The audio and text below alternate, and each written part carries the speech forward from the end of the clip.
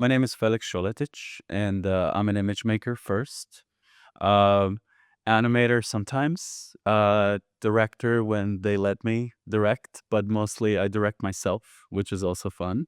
Um, my kind of, I guess, most prominent work has been in main title design, but I have a traditional kind of background coming from graphic design, finding my way and stumbling almost accidentally into the world of film titles. And then recently, I've been branching out a little bit into tech, working with Apple currently, on all kinds of fun and interesting things. But the lens through which I see my day to day world are titles, and I tend to sequence everything in those types of bits, or it's almost like being a comic and seeing a joke and everything. I feel kind of the same way about titles.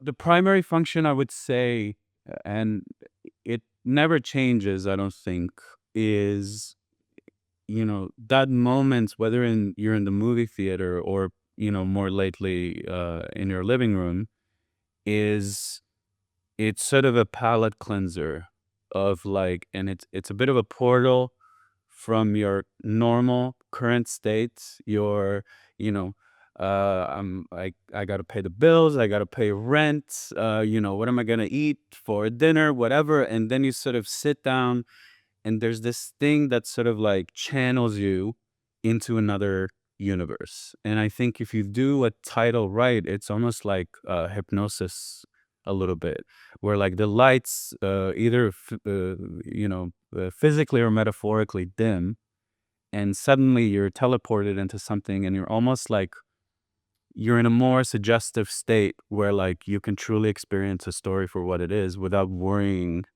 about everything outside of that bubble. And I think once you nail that, that's a successful title sequence.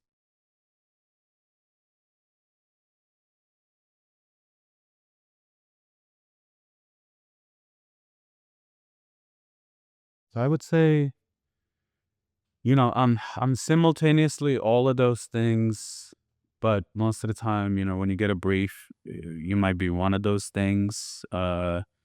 Depending on if you're directing or designing, you kind of approach things differently.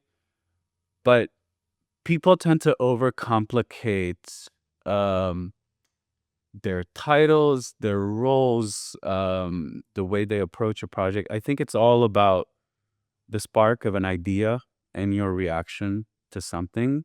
Whether it's a brief from a client, or reading the script, or seeing an image of a show, and something comes to you, and using the skill set that and the lens through which you kind of observe the world, you digest that into an idea that you get to express. And then it's more about the tools that you use, and the techniques on which you get from like a nebulous word cloud of sentences and concepts in your mind into something tangible on a page that you use to convince someone to let you do it. Um, that's the important bit, right? Like, being in tune with the idea and worrying less about what your LinkedIn page says, or, where you fall in line in terms of the sausage making process. Yeah.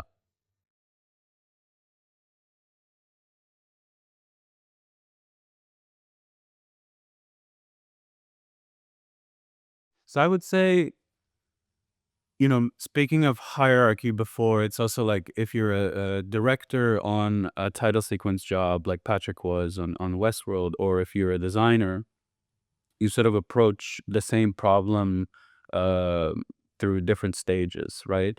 So sometimes, you'll have a great director like Patrick who has a very like intense and great vision, and sometimes that'll get communicated to the design team, who then uh, creates it into something tangible. But I believe that the best designers are always co-writers to the project of the director, because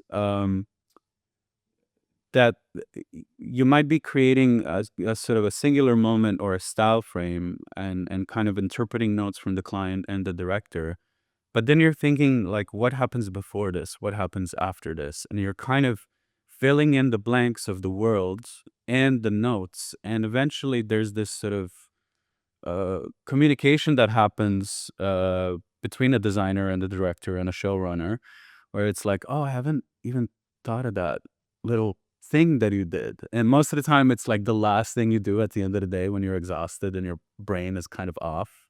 Um, but yeah, but specifically for like a job like Westworld, um, indulging in the fantasy of the world. And, I remember discussing a lot about sort of materials, how the hosts look like, what is the process of them being built out. And it all kind of seemed very like perverse in a way. But it was so much fun to also like observe how the story eventually kind of turns in on itself with the player piano and eventually that host, it's sort of a cyclical nature of that the story touches on.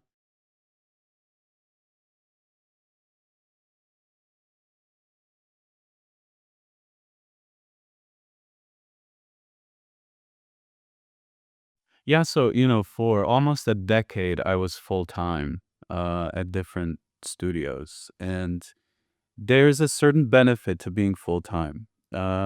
You get to grow with the studio, and the studio, if it's a good studio, they will invest into you as an employee. That it's in their best interest for you to grow and advance. And I feel super lucky that it turned out that my first few jobs were full time jobs, because that's exactly what happened. And I got to sort of build a bit of a network of talented people that I now call friends, um, be inspired by people that are better than me, and like watching other people grow alongside me. And that can be so inspiring, and you don't feel as alone in this kind of pursuit.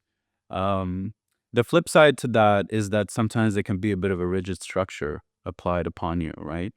And unless you have great bosses and great directors and leads who like take care of you, it can also turn to maybe a negative, where maybe you're not being uh, put on the right kind of roles and jobs for you to truly shine. Because sometimes a studio needs like a worker to fix a problem. So sometimes if a job comes along and you're just sitting there because you were on a lunch break a little bit shorter than everyone else, all of a sudden your next 2 months of your life are dedicated to this job. And it's happened to me quite a lot. But freelance is the complete opposite. It's sort of the raw, unfiltered freedom of doing art for money. And it's kind of terrifying, because you're essentially at some point, that safety and security that full time provides you essentially sort of just release. And you see the ship leave the port, and you're there by yourself, and you have your bag of tricks and a little bit of luggage that you collected over the years, and now you're supposed to venture out into this by yourself. But if you've done the full-time part correctly, now you have this Rolodex of people that you can call on to, and maybe they don't work at the same studio anymore, they move somewhere else, and you send out a little beacon and say, hey, I'm free to like, you know, after a long-term relationship, I can date around. And that was so much fun to me, that transition, because all of a sudden, all these people that would like hit me up and be like, hey, come on in and like, let's collaborate. All of a sudden I was able to say yes. And being full-time, you see the same people every day. As I said, you grow together, and that is great. But in freelance, it's like a new family every month or every 3 months or every week even. And that can sharpen your tools and the way you communicate even more, because uh being a freelancer, you're also like a hired gun. You have to deliver. You have to There's no bad days when you're freelance. It's simply the way it is. So people usually call you for your expertise, and you're supposed to nail it most of the time.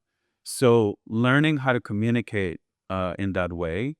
Learning how to position yourself, create boundaries with those employers, because you're essentially your own boss and you get to sort of dictate some of the terms of the engagement, not just financially, but also like professionally in terms of a relationship.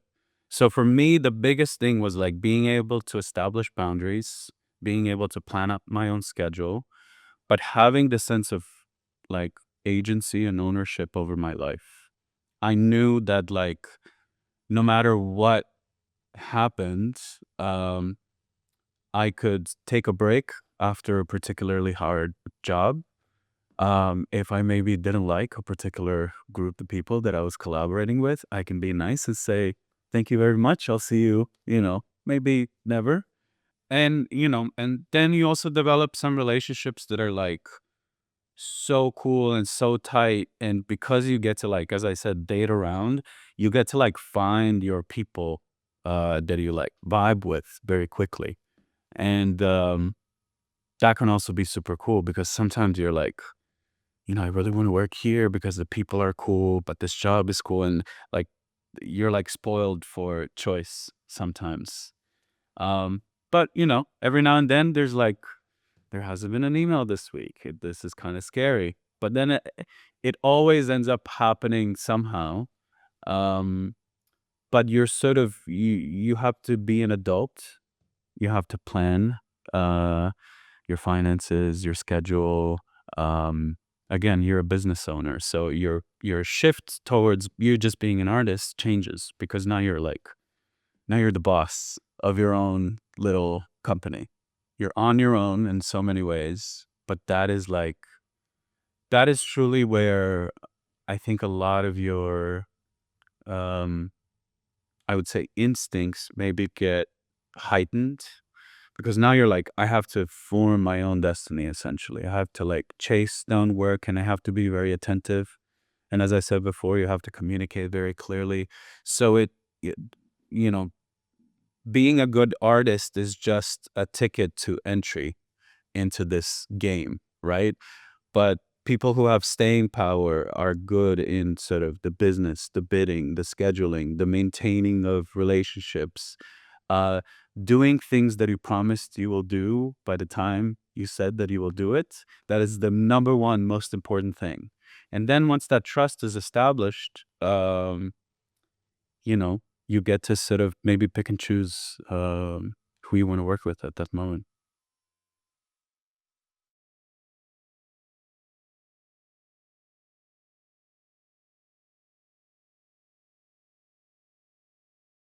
I think people sometimes get enamored with style um, too much. And I've done the same maybe early on in my career. But eventually you learn that things work because there's a very clear thing that it's trying to communicate. And yes, you can have symbolism and layered meaning and metaphors and, wink at the audience that's kind of like that gets the joke almost. But at the end of the day, it's really about being like if you can't explain an idea in one sentence, you don't really know what the idea is. And that's such an important thing because yes, you can layer it in style. You can make the textures a certain way. You can light it a certain way. You can throw the whole kitchen sink at something. But if the underlying thing that you're trying to convey doesn't work, all of that is just like makeup, and it doesn't do anything on its own. And the older I get, the more you observe the masters like Fincher, and you hear him talk about how he works, and seeing his recent projects, like he strips down so much fluff until he gets to like the core thing that is happening. And like an insert shot always means something. And like his sets are so simple. Sometimes it's a room with like a plant and a blank wall, but sometimes somehow it works because it's like it's about the dialogue, it's about the story. And stripping all the fluff away from it eventually gets you to like the truth. And I think people's bullshit detector, everyone has one, and most of the time, um, it's very in tune with most people. And I think when you're trying to do too much, when it comes to like style or aesthetics, or I see especially people doing it with transitions, one thing turns into another. It's like strip it down, have the confidence to like pause after a statement and like have the joke land, or have something, have something like take up the weight in the room.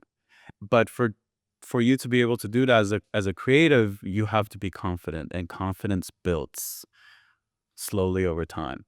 But style is often used as a crutch to get to that place. So style is also, it's fun to indulge in every now and then.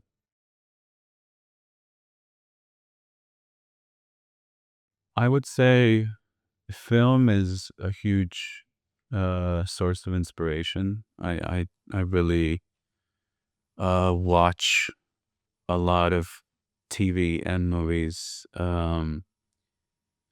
But I think a, a, a huge source of inspiration is traveling.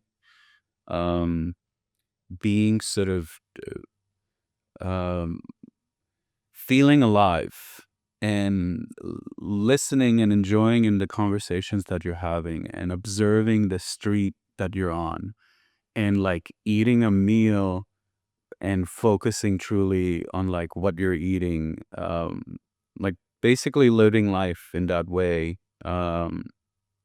is just, I would say, I get inspired all the time. um I would say the closer I get to my own profession, or watching things that are maybe too related to what I do, I tend to sort of, my analytic brain tends to turn on, and I start to sort of watch it for its individual parts rather than experiencing it. But, I would say just really enjoying people, enjoying the conversations that you're having, and, being Croatian, I also get to like sort of, I live in New York, but I'm from Croatia originally, so I fly from this like insanely big megalopolis of a city, and then I land into this like tiny, quiet coastal town of Croatia.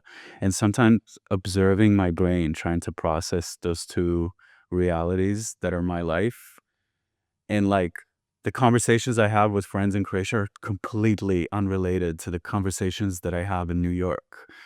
And um just, I guess, being observant of those kinds of things gives me so much inspiration, because um I lately I've been writing a lot more than I've been designing, and you know learning how to write characters and people, it's such a more nuanced sort of science and art. And being able to like interact with people, and drawing sources of inspiration from that, and like learning how to incorporate that into your stories, I think that's like the ultimate inspiration. Because yeah, we all make, magic and make believe, and create titles and paint paintings that couldn't exist, but some like real life is still the most like crazy inspiring thing out there, rather than any like book, or fictionalized story or world. Like, you know go down to like, go down to a cafe and like strike a conversation with like some weird guy, and like seeing where the conversation takes you, and then you're like, oh my god, like I can't believe that just happened.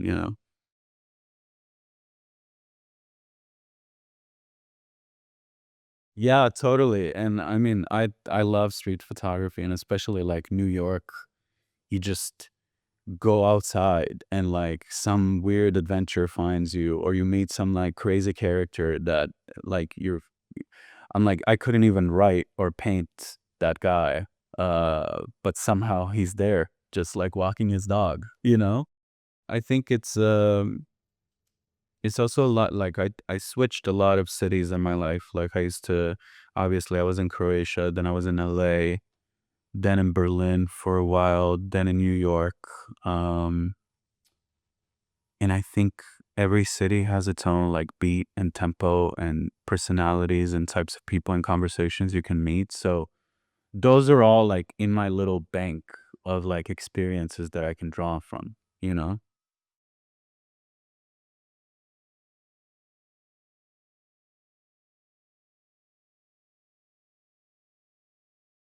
It's a challenge because as working with any brand, there's always this like um equity that they've built out, the story and the feeling and kind of the associations. But good companies are always looking to evolve it, but not create a giant leap that it feels unrecognizable. But it's sort of like a musician making a new album and not alienating his old audience, but still wanting to challenge himself. And I think it's very similar to that. There's always some beat that you got to march to, whether it's a title, whether it's a commercial, it doesn't matter. But the biggest thing that it has taught me, I think, is that for motion designers, we're like one man bands, you know. We play the piano with one hand, we hit the drum with another, and we're singing and doing the harmonica at the same time. It's like it's such a crazy world to be from, and there's never enough time, there's never enough money, there's always some like shit show or fire that is going down and you're supposed to fix it. And you're supposed to be a designer, an animator, a 3D guy, whatever. Sometimes you edit, sometimes you make the music. It's like crazy. And a typographer. Um, so being able to go to a place that is full of like, if we are sprinters, the people that work there are like marathon runners, and not one is not better than the other. They're just trained for different goals and challenges. And being able to like take a breath and like see how people work on something for like 6 months, a year, sometimes even more, and truly focusing on every part of it and like exhausting every part of it until you feel like the thing that you're obsessing over is truly the way you wanted it to look like. And there's a magic to that as well because it feels very like Zen almost, where you can like lay out the problem and then be like, okay, I don't have to like deliver this fucking thing on Friday. I can like sit with it. And that is one of the biggest lessons I would say.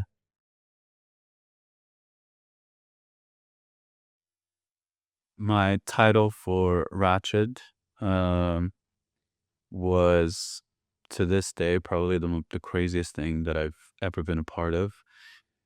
And it's sort of, I mean, how do I even talk about this? The key to growing, especially as a young creative, is that you always promise you can do something just slightly out of your comfort zone. And hopefully people believe you and let you do it. Because in those moments, you truly kind of you put yourself on the line and you have to like grow into this like creative that you want to be, right? So with Ratchet, my all my most of my previous experiences doing titles was doing them in CG. And yes, there's was photography components and a little bit of live action that we would like shoot ourselves in like the back of the studio. But it was never to the extent where I was on a set and there were 50 people doing all kinds of jobs around me and they were waiting for like instruction. And Ratchet was that. And when this idea happened, like it was an idea that was again supposed to be CG, maybe on green screen, whatever. And all of a sudden somebody in the room said, "Why don't we just shoot this in real life?" And I just had this like stream of anxiety like go through me. And Heidi, the co-director of the project, they had an experience with live action before, but not to that extent, right?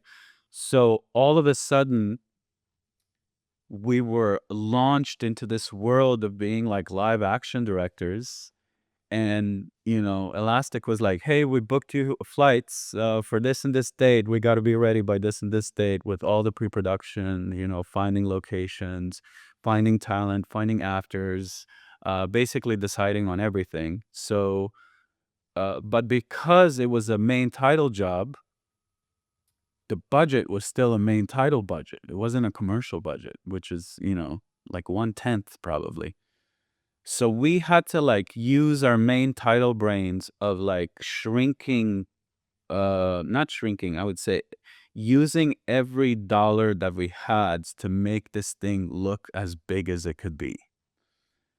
So it was almost like, we had to do all this prep because we had 3 days to shoot the whole thing. And 2 of those days were in Slovenia, and 1 day of those was in Croatia, which was kind of a happy accident that I was able to like fly home and work at the same time.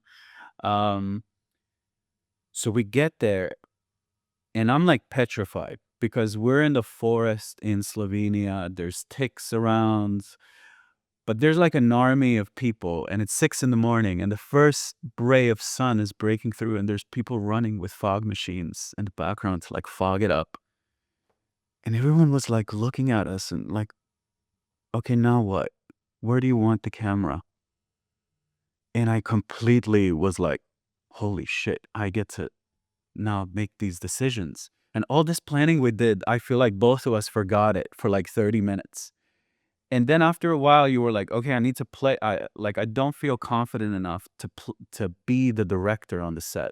So I almost like tricked myself into playing a character that was a director on the set. So all of a sudden, both of us perked up and we're like, okay, this needs to be here. These two trees need to be in the background. You stay here. You walk this way. And you just saw people like perk up and be like, okay, you move this. And suddenly the project just went. And it was again like that release of like, holy shit, I can do this. So it was extreme fear, doubt, imposter syndrome, overpromising, and then meeting that moment and like learning so much about myself and about what it is that I do from it. So I would say that's the ultimate job. Yeah.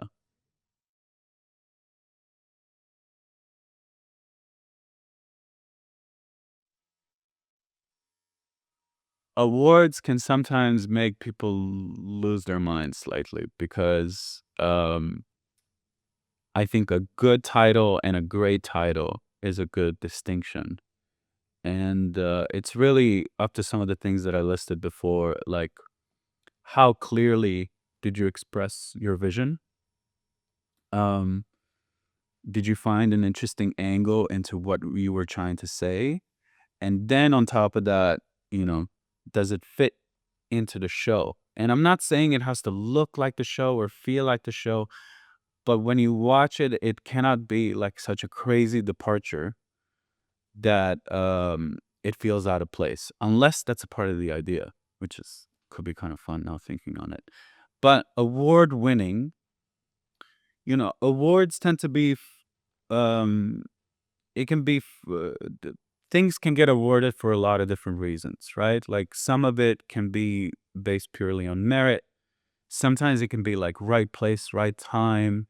The show is topical, the show is popular, or the actor in it is hot and people love them. And all of a sudden, this like idea that you had and this title that exists in its own vacuum is influenced by all these different kind of externalities and factors. So award winning can mean so many things, but a difference between a good title and a great title is just like finding that little thing and be like, fuck, that's so simple. Like it was right there, Like sometimes I look at a great title and I'm like, that was like right there. I could have thought of that and I didn't. And that's why it's brilliant, you know? Yeah.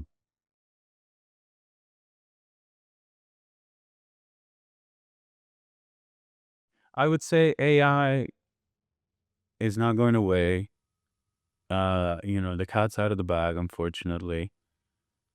But I think because the first way we were taught to interact with AI was through a text box, it hurts the potential beauty and creativity that can come out of it so much. If the interface was more like painting a little blob and then that blob turns into like a beautiful tree or something, I think people would be less like kind of aggressive and postured about it. It was almost like the way the tool was expressed was kind of wrong.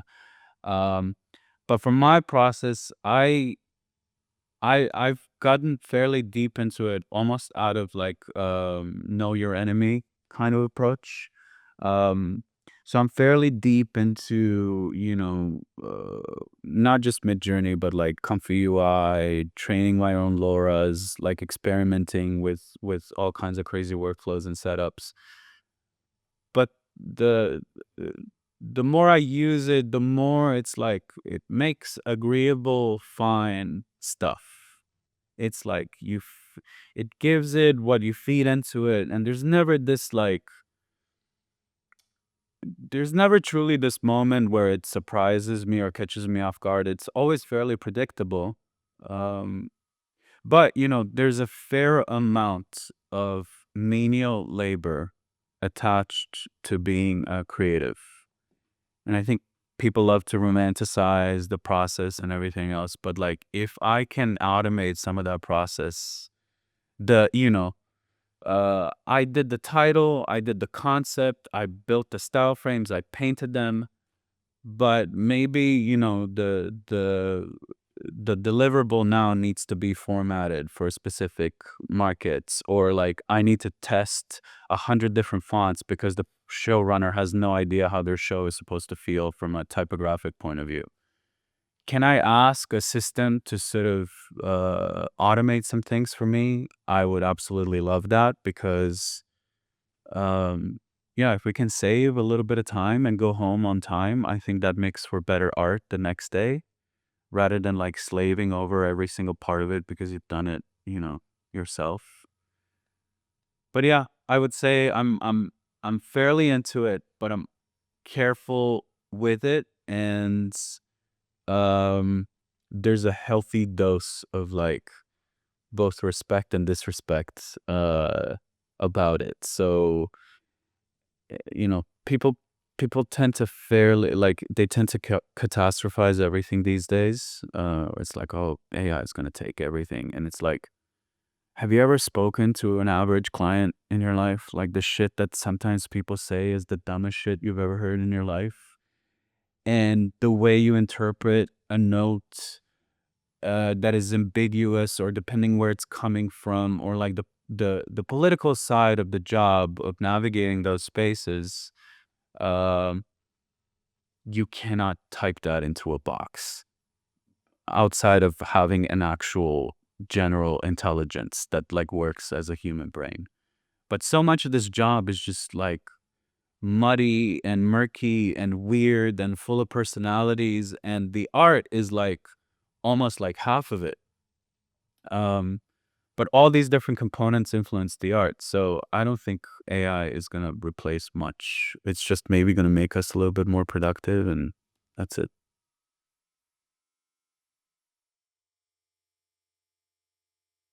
That's a big part of my talk too, where I say I'm kind of like titles are great, but there's like a cyclical nature to things, especially like creative work. So titles were very hot, 2015 to maybe 2018, 19, 20. And then you know, things got sort of reduced and shortened because people got sick of 90-second titles, and the skip intro button is there for a reason. And we really overindulged in the beauty of main titles, and I'm glad that it happened. But then there was this like anti-wave almost, where it was a title card. Maybe it changed every episode, but it was like simplified. I don't know. Obviously, there's gonna be another renaissance of main titles once people get sick of this like short and sweet thing.